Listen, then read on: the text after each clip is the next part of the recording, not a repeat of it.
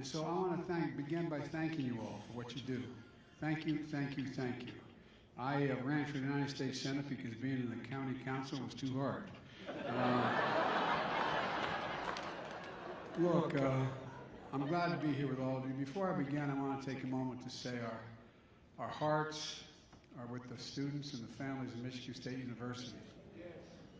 Last night I spoke with Governor Whitmer, and the FBI and additional federal law enforcement are on the ground assisting the state and local folks, and 3 lives have been lost and 5 seriously injured. And it's a family's worst nightmare. It's happening far too often in this country, far too often. While we gather more information, there's one thing we do know to be true. We have to do something to stop gun violence ripping apart our communities. Ripping apart.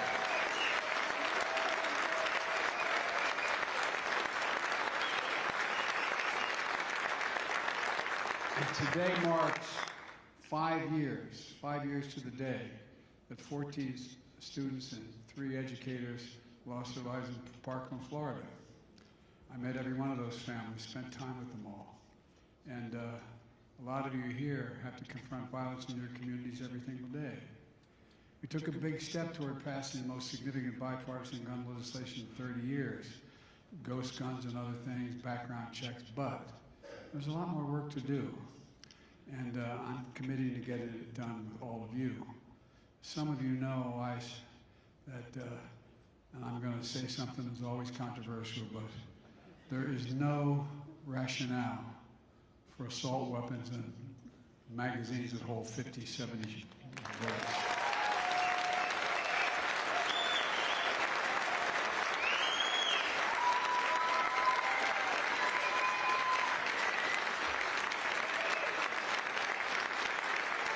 We got it done once, and we'll do it again. But anyway, look, some of you know, as I said, I started as a councilman in Delaware, and the county executive of Newcastle County is here today, Matt Meyer. Matt, where are you sitting?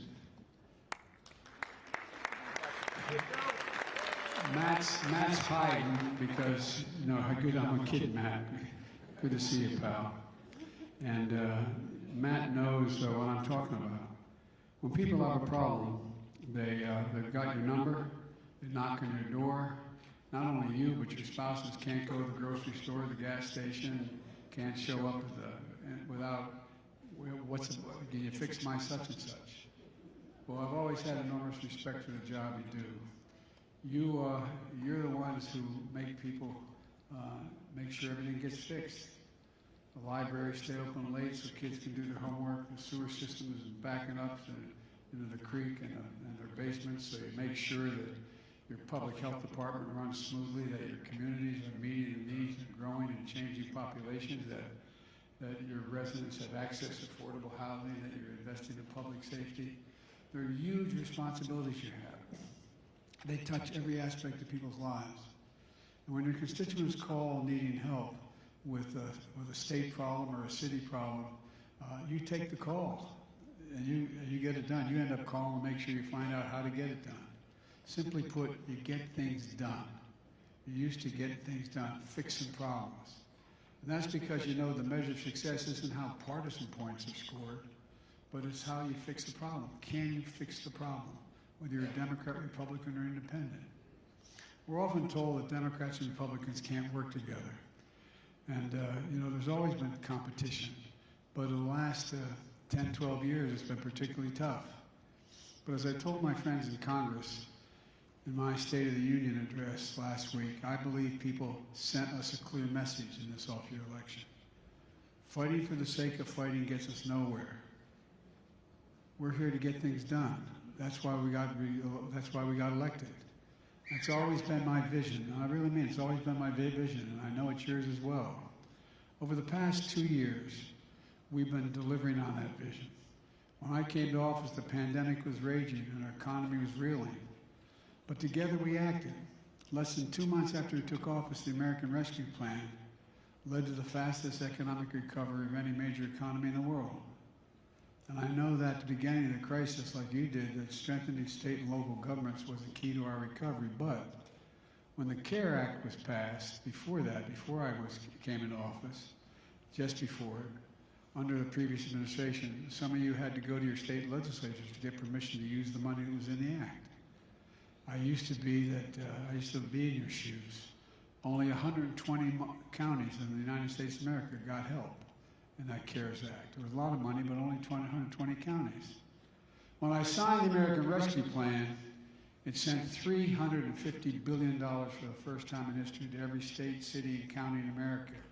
We made sure all of you, over 3,000 counties got direct funding because I know we empower you directly, you get the job done. 3,000 counties. That money helps shore up your budgets, avoid painful layoffs, put cops back in the beat, firefighters back in the job, teachers in the classroom, nurses in the emergency room, and it worked. Since then, because of you, we've created 12 million jobs. Just 500,000 alone, last month alone. We've now created more jobs in 2 years than any administration ever created in a 4-year term. And folks, the unemployment rate is 3.4%, a 50-year low. We've seen record small business applications. By the way, every time someone makes an application for a small business, that's hope. It's hope. Expressing they got hope and get something done. We urge you to use rescue plan money to make communities safer.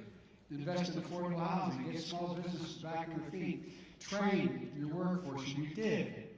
In Travis County, Texas, and Pierce County, state of Washington, you're addressing homelessness by increasing affordable housing stock, partnering with nonprofits to get the root of the problem. Ramsey County, Minnesota,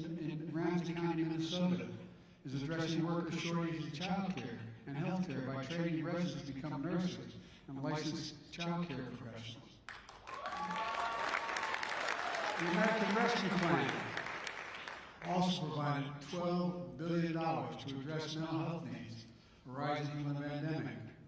I know that addressing mental health is a priority for so many of you in this organization. And by the way, one of the things that I wrote down, I had lunch with the Vice President today, and I keep little note cards about what I think we have to do. And I said, we have to pass legislation on the damaging technology that's having an effect on our kids. We've got to change the way the internet works and the way people can use our children. It's got to stop. Milwaukee County is using rescue funds to mentor kids involved in the criminal justice system. LA County is offering job training for kids in vulnerable populations. With the Bipartisan Safe Communities Act, the most significant gun safety legislation in 30 years, we're providing another $10 billion to prevent violence and threats resulting in human trauma. $2 billion of that is for young people in particular, to pay for things like school counselors.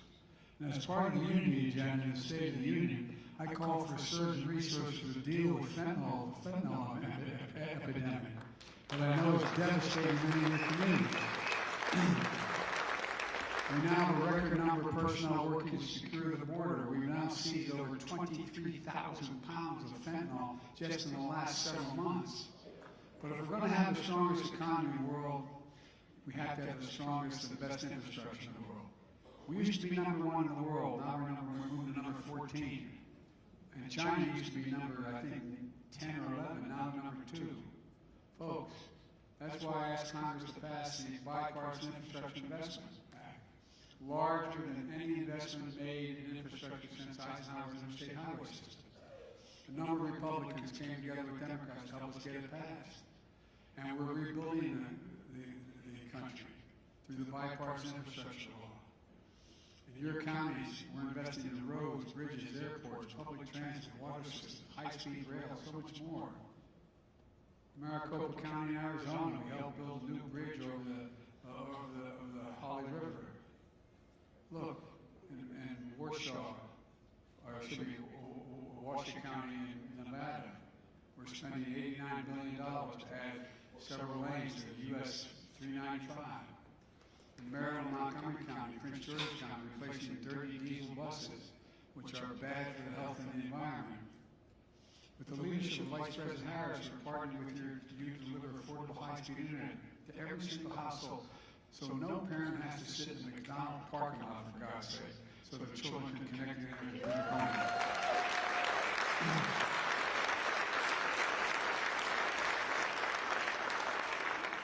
We've already added 16 million more households with affordable internet. We're just getting started. We're also making the biggest investment ever in climate through the Inflation Reduction Act, creating millions of good-paying jobs, investing in fence-line communities that suffer the most of the consequence of being smothered by pollution. Think of Cancer Alley in Louisiana, or as the Delaware delegation can tell you, Route 9 in Delaware. They're going to be the first ones to benefit. We passed the CHIPS and Science Act, which has led to a commitment of over $300 billion. $300 billion in private investment in manufacturing. We're opening factories in your states to build semiconductor chips and electric vehicles and advanced batteries that's going to power those vehicles. My first 2 years in office, we created 800,000 manufacturing jobs. Where in the hell is it written to say we can't lead the world of manufacturing? Where does it say it? For decades, we imported projects and exported jobs because it's cheaper jobs overseas. A lot of companies left.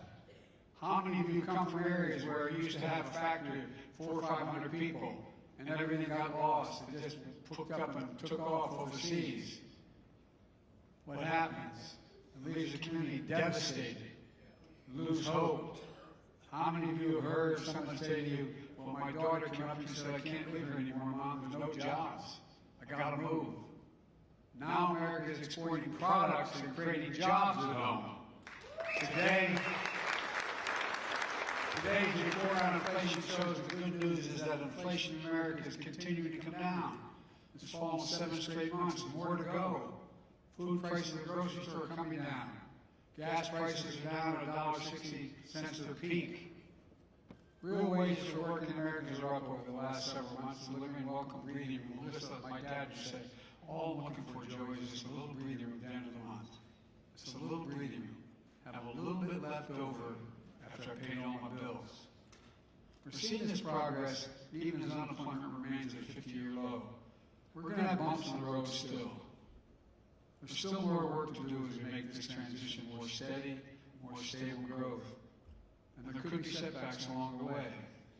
That's why my unwavering focus is on continuing to lower costs for families, rebuild our supply chains, invest in America. Today's data reinforces that we've made historic progress and we're on the right track. Now we need to finish the job. We're building the economy from the bottom up and the middle out. So every county across America, not just as works on costs and the coast-to-coast areas, but in the heartland. My plan I refer to as a blue-collar blueprint to rebuild America. We're creating good jobs you can raise a family on, and most don't require a college degree. Jobs that people don't have to leave home in search of opportunity. Let me just give you a few examples. Intel is going to invest $20 billion on 1,000 acres outside of Columbus, Ohio, that I refer to as a field of dreams. They're going to build 2 fabs, they call them, factories that manufacture semiconductors, which, by the way, the semiconductors were invented in America. You got it? Invented in America. Now we used to have 40% of the world's chips manufactured. We're down to 10% because we forgot. Not anymore.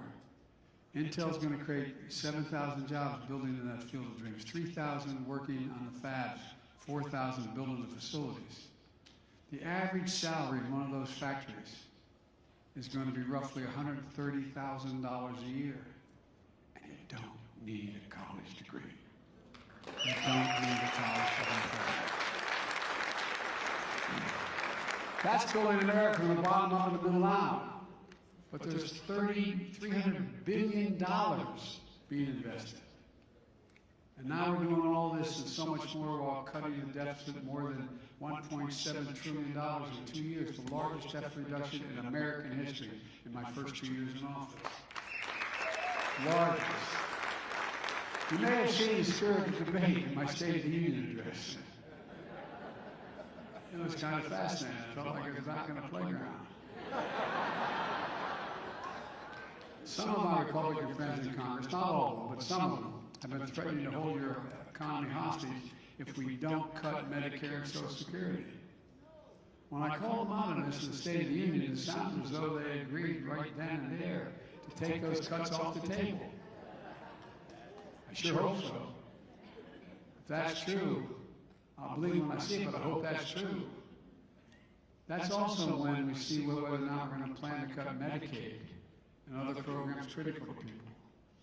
Most of you have finally reached the point where your revenues are climbing and your budgets are stable, most of you.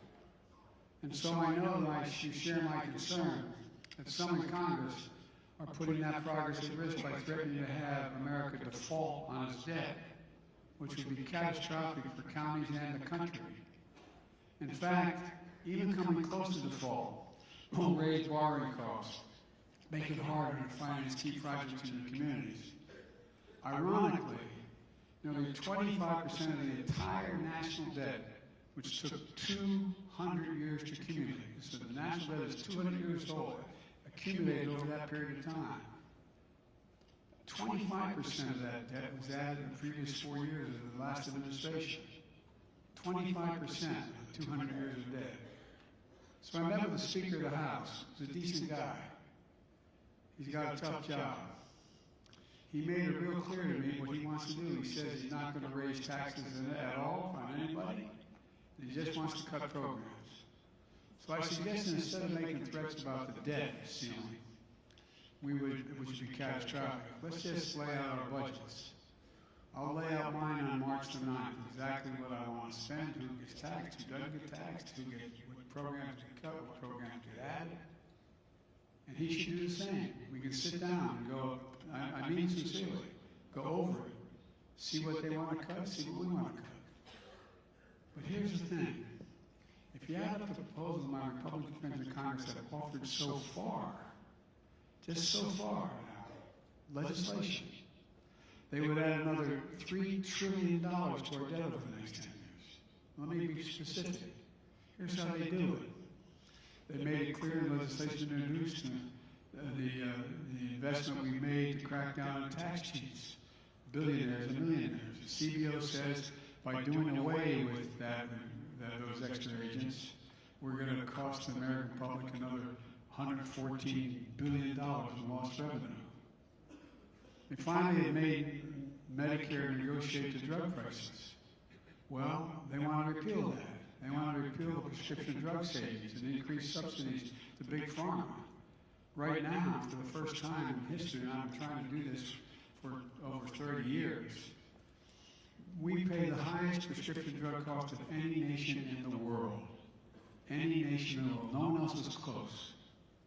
So what do? We passed a law that said that in order to be able to, the Medicare, which pays billions of dollars in Medicare bills for everybody, Medicare should be able to negotiate drug prices. Say, we will only pay you so much for that drug if you want to sell the drug to Medicare to give to people. Well, guess what? It passed. Now, if that gets cut, and by the way, it's like, when we talked about this bill being passed, everybody said, yeah, and it promised we were going to bring down drug prices. Insulin. How many of you know somebody who has diabetes and needs insulin? Yeah, a lot of you do, a lot of people. Well, guess what? Those folks who need it, including 200,000 kids, are paying somewhere between $400 and $600 a month. You know what they're paying now as of the 1st of January? $35.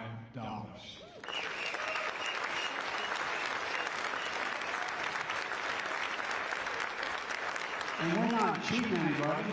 You know how much it costs to make that drug? $10. Package is another $2. It was invented over 100 years ago. The man who invented it didn't even want to put a patent on it because he wanted to make it available to everybody. Well, guess what? It's coming down. Guess what's going to happen? This year, the total amount of cost of the drugs you have to pay for that you need is now $3,800. Next year will be 2,000. You say, what difference that make, Joe? Who has those kind of bills? Anybody like my family, you know how much cancer drugs cost? 10, 12, 14,000 dollars a year. Nobody on Medicare will have to pay more than $2,000 for all the drugs they consume. Nobody.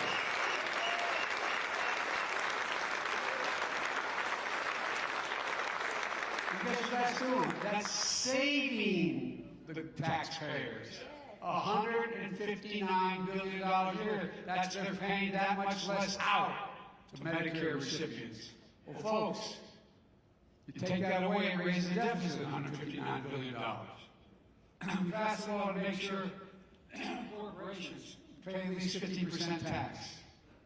Now, I come from the corporate capital of the world, Delaware. No, I'm not joking. More corporations are incorporated in Delaware than every other state in America combined. The idea, for example, one of the reasons I was able to cut the deficit as I was able to do and have these programs available was simple. We said the 55 corporations of the Fortune 500 who made $40 billion in 2020 had to pay at least a 50% tax.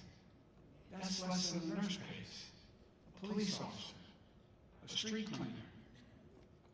Well, guess what? It allowed us to pay for all this. 15%. And like I said, if you're a cop, you're paying 10% more than that. Look, they want to repeal, again, that tax. They want to repeal the corporate minimum tax, which is 15%. If they do that, that'll add $222 billion of the deficit to the repeal we passed. They want to repeal the 1% surcharge for stock buybacks. Let me explain most. I didn't know years ago what a stock buyback was. Well, it's a simple proposition. If in fact one of the big mistakes I made as a U.S. Senator, and it was well intended, like a lot of things, like the Nazis say, the road to hell is paved with good intentions. Well, one of the good intentions I voted with Bill Clinton, who's still a good friend, to say that no corporate man, no corporate president could make more than $1 million from the profit of from a corporation they ran. Well, that incentivized everybody to get paid by stock buybacks. So I think it's 91% of all corporate execs are paid in stock. Well, what's the one way to increase your salary? Buy back your stock. It raises the price of the stock, raises the value. And the shareholders, and you do well. But guess what? You end up not investing in the thing you're engaged in. For example, corporate America, you had the oil companies. You know how much they made in profit this year? $200 billion in the middle of an energy crisis. Because they bought back their stock and they're not investing in refineries, repairing or maintaining them. Now they're saying, and it's a legitimate argument they make, they said, Biden, you want to go green, and in 10 years we won't need this. Well, guess what? We're going to need oil for a long time, gas for a long time. It's not going to all go away. But look at all the refineries that are closed because they're not investing in the nature of the business they're involved in. There's one example. And so what did we do? We added a % tax on the stock buyback. If you eliminate that, it's going to cost $74 billion more in deficit. They want to extend the Trump tax cuts from the previous 4 years, which cost $2.7 trillion in deficit, extended. And guess who gets it? You all don't. The point is this. I believe we can be fiscally responsible without threatening to send our country into chaos. I believe because we've been doing it. When I introduce the budget a few weeks from now, maybe I guess March 9th, we're going to see we'll cut the deficit by another $2 trillion in the next 10 years. And I'll lay it out in detail. But here's the bottom line. I'm simply not going to let the nation fall on its debt for the first time in history. America's nation has paid its bill for the last 200 years. And over the past 2 years, we passed historic amounts of significant legislation that actually grow the economy, increase jobs, increase access to health care, reduce the cost of prescription drugs. We're on our way to building the best infrastructure in the world again. But as all of you know, the work doesn't stop here. So let's finish the job. I'm really optimistic for the year ahead as we implement the laws we've already passed. We didn't pass another single thing. The things that are going to take place by implementing just the laws we passed last year are going to deliver real benefits to people that they're going to feel in their everyday lives. Just like people now understand, since the Inflation Reduction Act was passed, seniors are only going to pay $35 for prescription insulin. We're seeing the effects. It's going to change people's lives. This is the work we're going to continue to do together, Democrats and Republicans, and we're proving in every county in America, our best days are ahead of us. They're not behind us. This is the United States of America, for God's sake. There's nothing, I mean this sincerely, there's nothing we can't do. We're the only nation in the world that's come out of every crisis we've ever met stronger than we're into it. The only nation that's ever done it.